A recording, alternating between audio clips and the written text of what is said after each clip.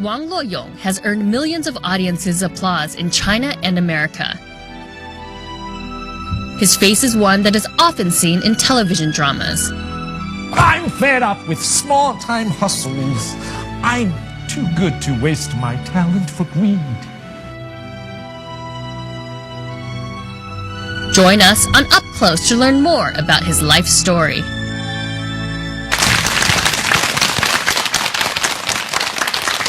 Hello and welcome to UpClose. Our guest today is an actor who has performed on both sides of the Pacific, in the United States and China. Before we invite him on stage, let's take an up-close look at Wang Yong. He is the first mainland Chinese actor to debut on the stage of Broadway.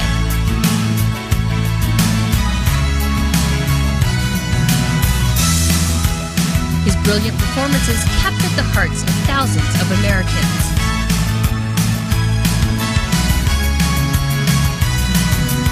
He is an experienced drama teacher, well respected by his students. He is a television star and has won many praises from audiences. He is Wang Yong. Everyone, please join me in welcoming Wang Yong to UpClose. Hello, welcome to UpClose. Good to see you. Thank you. Would you like to say hi to your fans? Wow. Hi, how are you, everyone? Thank you for coming. All right, let's take a seat. A lot of people know you because you were the first Chinese mainland actor to debut on Broadway, to really make it on Broadway. What does it feel like to hold that title, the first? Excited. Scary. And also, it's kind of you go into the kind of unknown world. You don't know whether you're going to stay that long, because on Broadway, all the lead contract is pretty much about 3 weeks to 2 months if you failed, or you can't hold your note long enough, high pitch, then you leave. So ensemble is a white contract, it's guaranteed. For the lead, it's a pink contract. Okay. It's short. So tell me, you know, Miss Saigon was one of the most successful Broadway musicals. And again, lead role, you didn't have that much acting experience. You had some acting experience, but not on Broadway. Not a musical. Yeah, not musicals. Right. How did you get the job? It was the first time, 1989, I saw the demonstration on Broadway. I was doing an off-Broadway show. It's called Fulei and Fucong. And then all of a sudden we said, we can't be on Broadway, we can walk through the Broadway. Every morning we get the chance to go through the theater district. And then saw this demonstration, and all the Asian Americans put banners there asking for equal opportunity. And then I said, what's going on? They said, a show going on, Caucasian actor taped their eyes to do the show, to do our Asian characters. I said, okay, then what? They said, that's a problem. Right. You should, are you an actor? I said, yes, I just graduated from BU. Then you should join us. I said, okay, I have to go to rehearsal. They said, we cancel our rehearsal, why should you? I said, okay, I stay. Stayed in the afternoon, on the street, people coming by would give flyers. And then one of the European tourists said, what's this show about? And I didn't see the show. I said, I don't know. It's about a Caucasian actor, tape his eyes, pretend as an Asian man. And then you don't know what's the play about? I said, no. After that question, I said, I may should check this play out. $65 that time was quite expensive for a freshly graduated student. So you bought a ticket to I bought see a this ticket, musical. saw the show, and that's it. Oh, I want to do this part. What was it about Miss Saigon that made you feel that way? A part of me, I really can relate to it, that the musical, dancing, acting combination of actor skills that we, because I was trained as a Beijing opera actor when I was 11 years old. And then played French horn for many years. I still want to be an actor. And then that's how I got into theater school in Shanghai. After graduate from Shanghai, saw Old Vic Theater Company came performed Hamlet in Beijing, in Shanghai. I saw it in Shanghai. And then one of the actors came to Shanghai Theater School, talked to us that a play on Broadway can play for many, many years. And then that time in the 80s in China, theater pretty much performed in a theater 5, 6 shows. The longest maybe 100 performances. That's the longest one. But for this time where I heard on Broadway, you can perform a show over years. There's Mousetrap. It was 30 years. And I couldn't believe it. I said, how are you going to do it? So I had the kind of urge. I said, I want to go to see it. I want to try to see it only. I got into Louisiana State University in Baton Rouge. To study drama? Study drama. Wow. And luckily, a lot of people, they asked me to tape my voice, a speech in what they call monologue. I did To Be or Not to Be in Chinese. This was for the application for Right. Louisiana State. A month later, they came back, no, in English. And I beat my head off, learned word by word, couldn't do it. And then a makeup artist at school at that time spoke pretty good English. He said, I tape for you. So he got his script, he taped it. He taped it for you. And I sent there. I got in. Few weeks later, they kicked me out. Because definitely, you know, I didn't speak much English, maybe 20 words. I really felt the pressure. I said, no, I can't go back. I need to earn at least to double my tickets. When I come back, I can pay the tickets money, loan back. And then... what thoughts what sort of emotions were going through your head? You were quite young at the time, I'm sure. Miserable, scared, really scared, frustrated. And also, there's some part of me said, yeah, just give me one more chance. Those people don't know me. If they put me in a class, really stay on through the whole process, I think I can do it. Why were you kicked out? English test. So English comes back again. English. Yes. They put me on the spot, said, Leon, just finish your written test. I didn't get any TOEFL or GRE test because they thought as an acting student, they gave an exceptional admission, got me in. And in the first day class, they said, Leon, and did you read the book? I said, yes. And before I went in the class, my friends warned me, said, Leon, this is America. Opportunity is opportunity. Grab it. Don't lose it.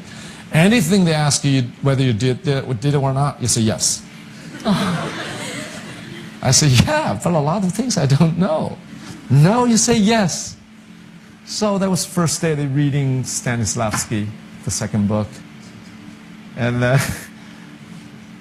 translation in Chinese, I understand, Stanislavski.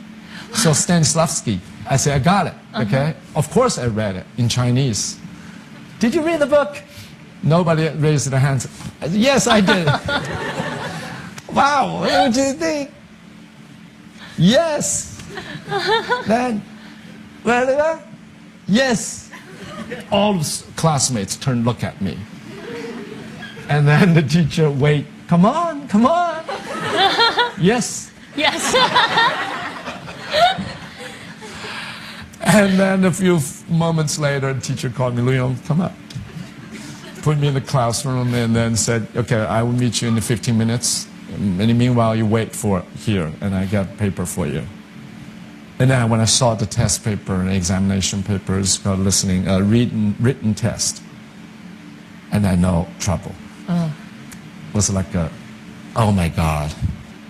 And then just as I expected, at the end of the class, the teacher came to me with an apologized smile. Leon, you know, this is a professional theater training program. It's not a language school. I'm afraid you can't follow it. And at that time, my head was like a boom. It's like a really low frequency in my mind. It was like, wow, shame. Was it a total surprise for you? I didn't know that. I didn't know that Sutton would face me having the dilemma to leave the school, right, or to go to the language school. Like you knew the language issue was going to come up sooner or later. Right. But then I didn't know on that spot I would be out of the theater training program. Right. So how did you pick up the pieces and move forward? A teacher, Ray Knay, from Louisiana, was a very nice speech teacher. He said, "Leon, what's going on?" I said, "I was smoking." It's hard. What hard? I said, "No, school. School is hard. Why are you here? Study." I said, "No, I can't. I can't." That back then, I still have a little bit British and the Chinese accent there. "I can't." "Why you can't?" "I don't know English." "No, you speak English." "No, I failed." "Yeah, you know, you just got in school. Why you failed?" "Good, you failed. You have more room to grow." And after a while, he learned I would be out of the training program. He said, "Well, I have a play. If you want to come to do my play." I said, "I can't even speak the language. How am I going to play?" And he said, "I do Peter Pan. One character don't need to speak. It's Tinkerbell. I have a girl to play Peter Pan, then you play Tinkerbell." I said, "What's it?" Did you know the play? No, I didn't know the play. And then the first day, "Wendy," you know, all the dream sequence. I didn't understand the play at all. Read it. And then I said, "You read." I don't have any. The teacher was saying, "Rick," and I said, "Leon, sit. You can just listen to this." And of course, later on, I realized I would be like a fairy. Yeah, jumping back and forth. And luckily enough, all my Chinese training was very useful. And then why? How was your somersaults, flipping up and down. Oh, so you're Peking opera. Since I can't speak, I can use my strength. And then got great review at the end of the semester. And then I talked to my teacher. I said, "I still, want to learn either the drama. I don't want to do the dancey stuff." And he said, "Yeah, that's all I can help you to be in the show. Then you see from here where you go." And almost towards the Christmas time, if close to New Year. And then the teacher came up to me again and said, "Leon, what are you thinking? You're so serious now, like a Greek statue." I said, "No, I don't have the money." He said, "Study what?" I said, "Language. I want to get more work study." And he said, "Why don't we do this? You have a very good physical training background. There's a very good theater company in Massachusetts. Let me ask them if they want a early morning foundation instructor for the early morning class," which a lot of teachers don't want to have too early, 7 o'clock. And then they called the theater company. Luckily, the artistic director, Tina Packer from England, came up a scholarship for me to teach there for 2 months with $3,000 US. Then I got the money. I finished the training program. So they recommended me to Boston. It was a very good bunch of teachers there, helped me a lot, and then called Boston University. Bill Lacey, that's the chairperson, came saw the show. Said, "Leon, you want to study?" I said, "Yes. If you want to study, language is your main obstacle. You have to really work on it." While all this time was passing, your English, you still needed to study English. How did you act in shows then? What sort of roles were you taking? At first part was Romeo. Well, how did you play Romeo when you couldn't speak English? You go. That's why we do. That's what I like the training process. There was a one called the dropping in exercise, which It's quite popular in Shakespeare Company, Massachusetts, in Tanglewood. They use that method to help actors not only familiar with the lines, also to get into the character. Okay. Which is very simple. Repeat of the other person. When I say, Romeo, bro, it's not the nightingale. It's not the nightingale. To be or not to be. To be or not to be. So you just relax, repeat the sound with the teacher or any person without interpretation, without any dramatizing kind of a manifesting or anything. Just relax there. So I learned my first scene in English through dropping in exercise. So it's really, you're just mimicking the sound. Exactly.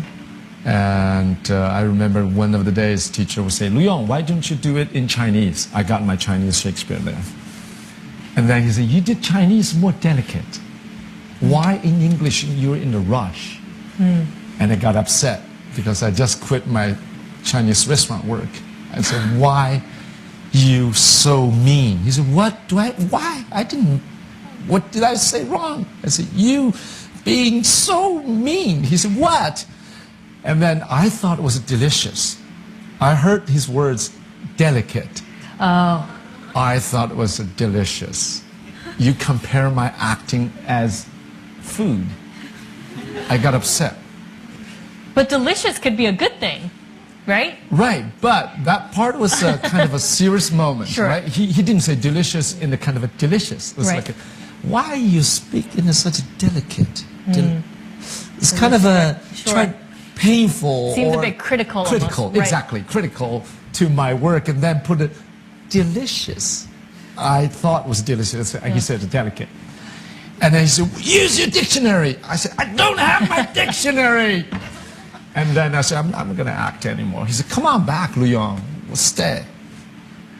And then assistant director was very nice, run to my room, find my dictionary. I said, Yong, find the word. What do you want to say? Oh my goodness, that's a delicate. A lot of words I learned from those experiences. So what other type of English training did you do? In theater training,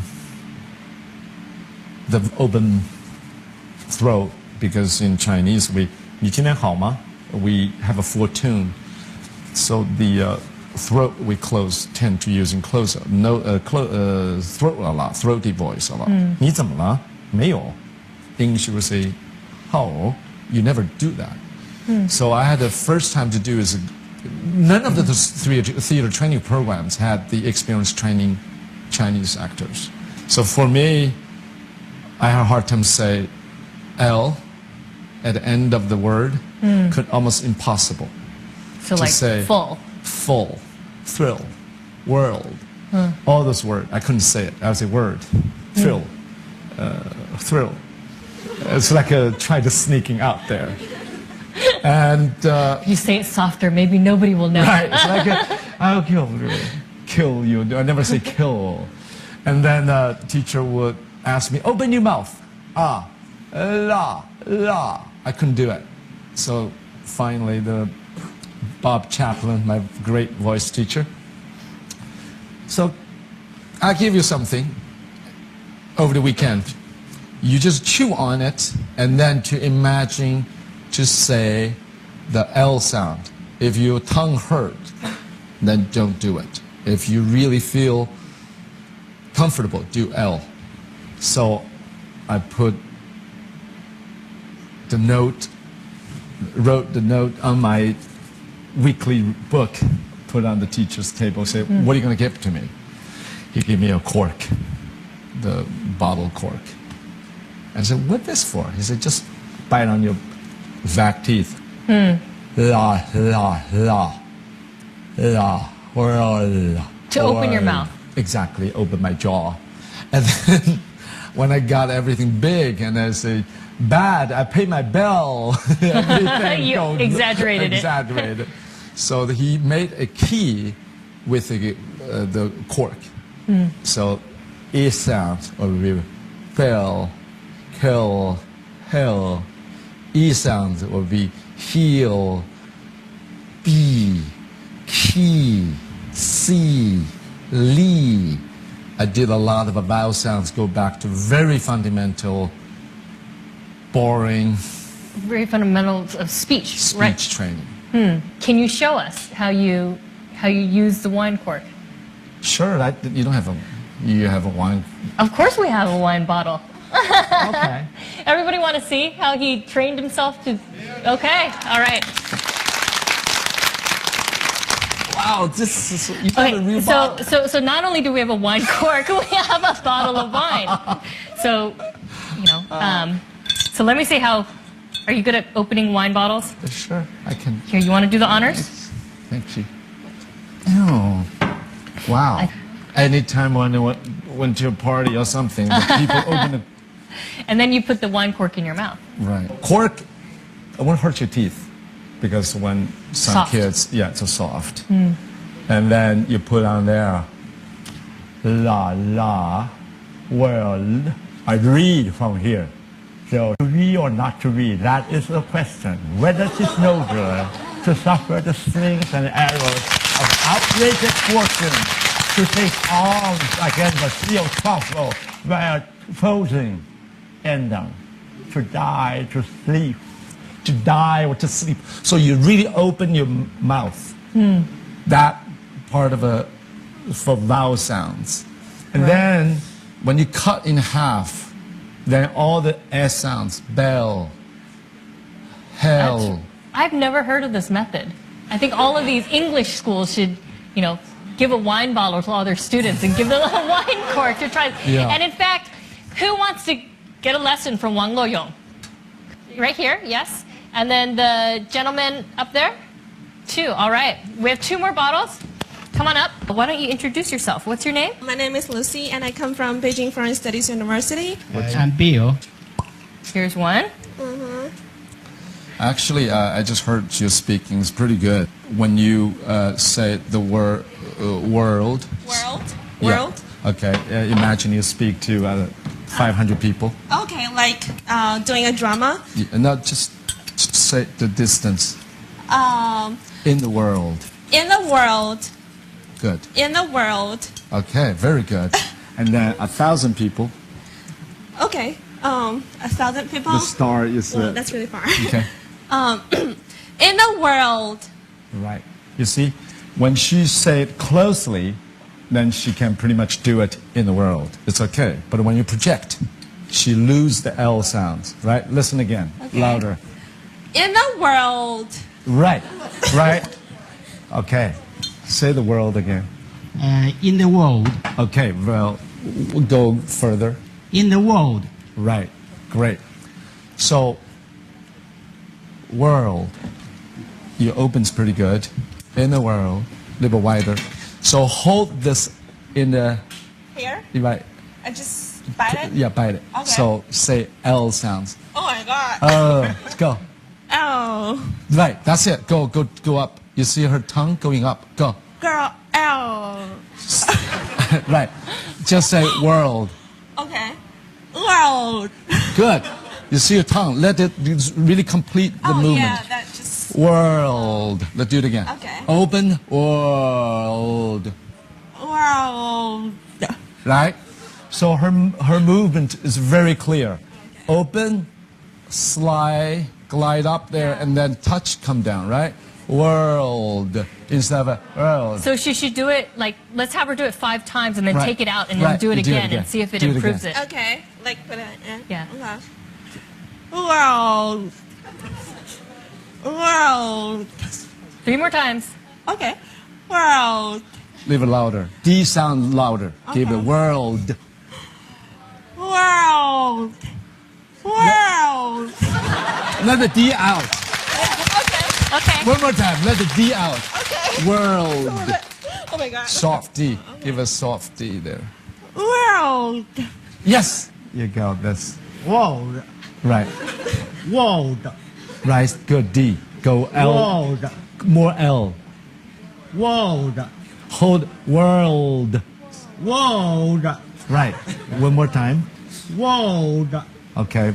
Release it. Say it. World.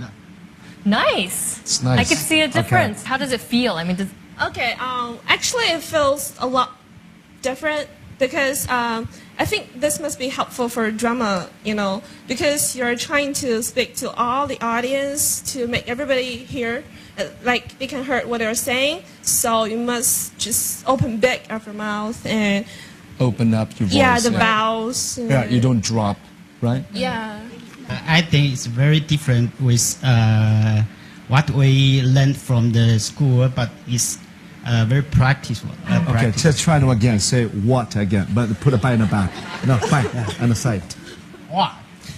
The T sounds come out. What? More. What? Say it. What? Instead of what. Right? Any vowel sounds you have problem to open up, you can really what. Oh, you can What? tone it back, but What? at least open you up. So that's the whole thing we did in theater school. right. I could see a lot Thank you, of thank up-close viewers going out and buying wine corks and testing this out. Yeah, but of course It's there's very practical. yeah. All right, thank you again.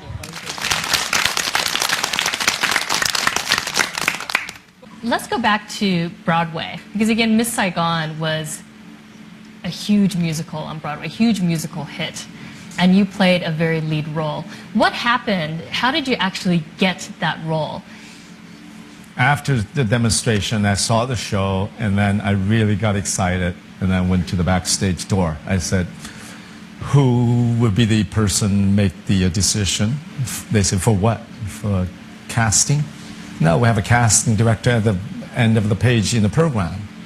And I looked, there was Lenny Liv, casting associate. And then I said, how can I get this phone number? They said, go to Yellow Page or any 411, yeah.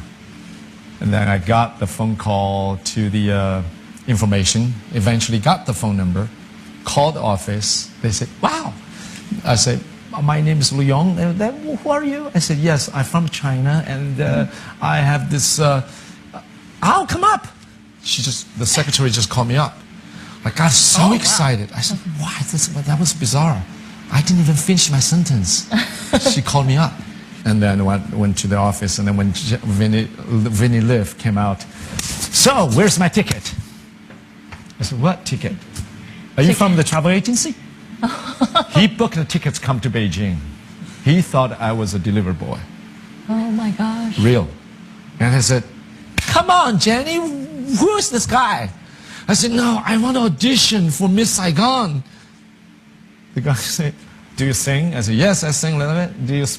Can you act? I said, I can act. Do you dance? I said, a little. Okay.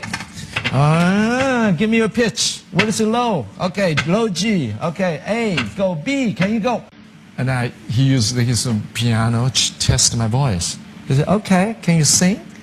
I said, not exactly. I can sing a song like what? He said, no, English song. Give me any English song.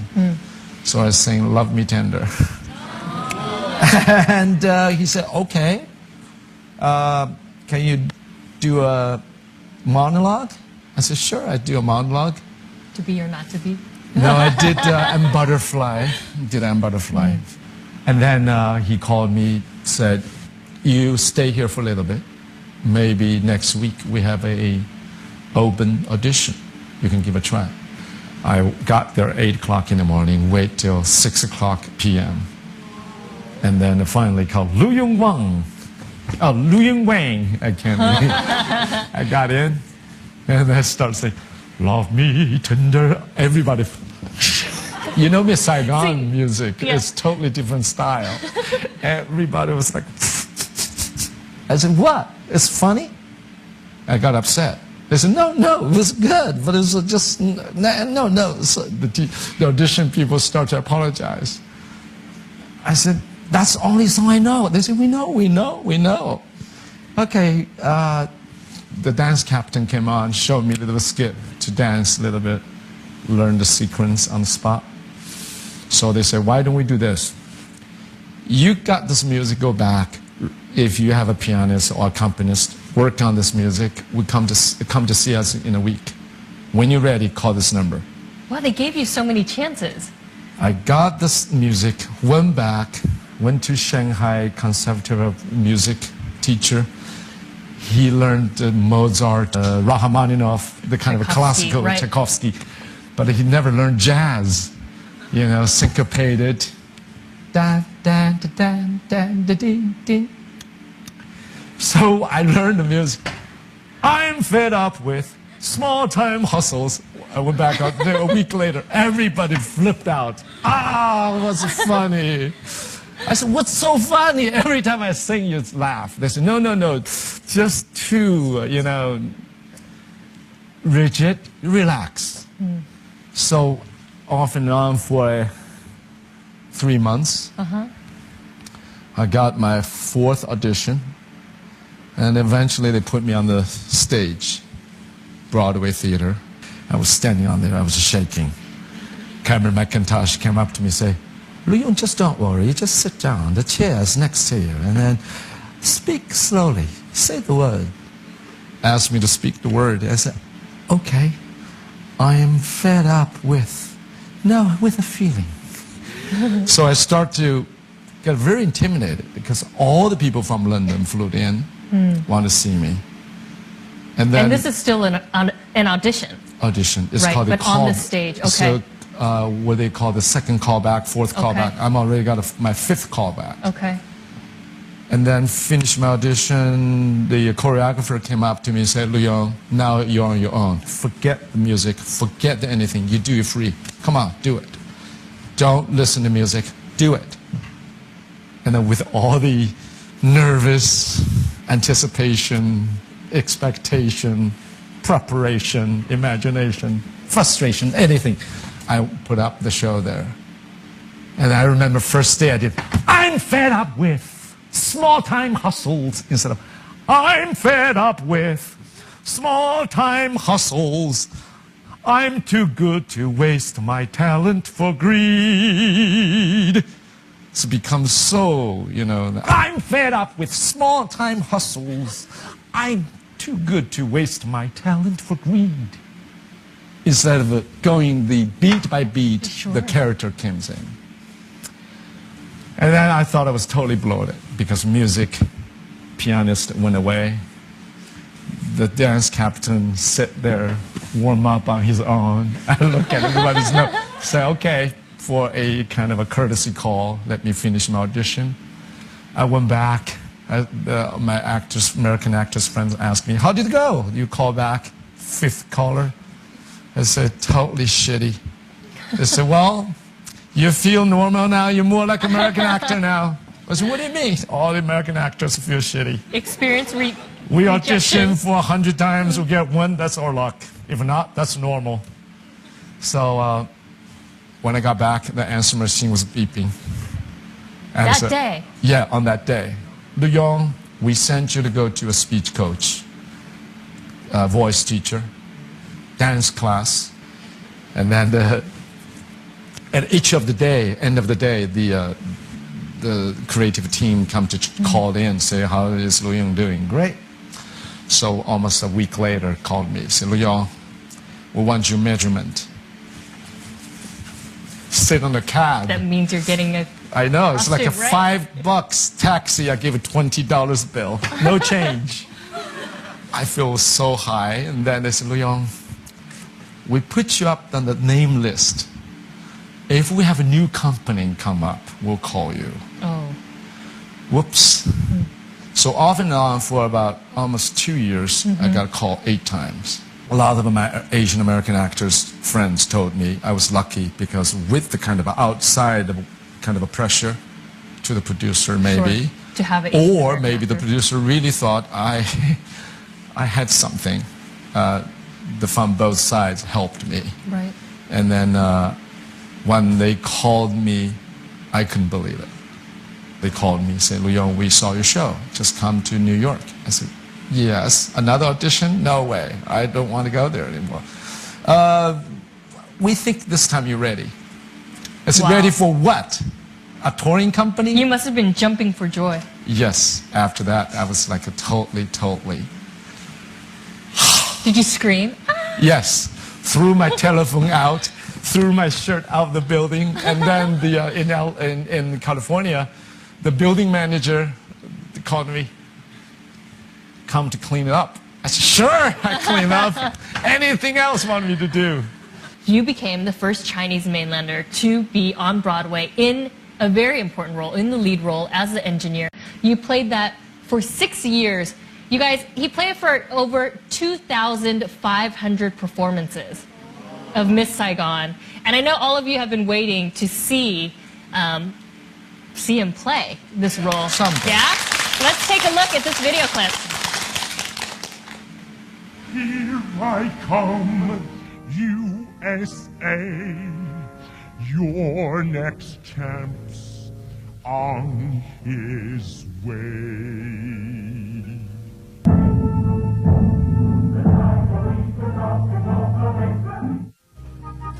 Bald people think they'll grow hair, the American dream.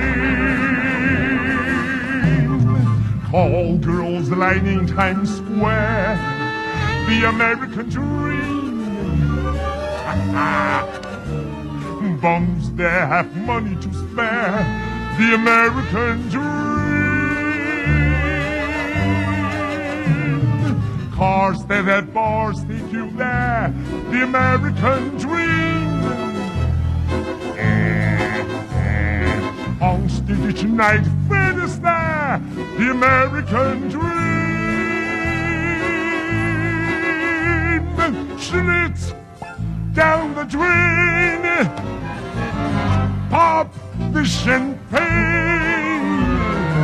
It's time we all entertain my American dream.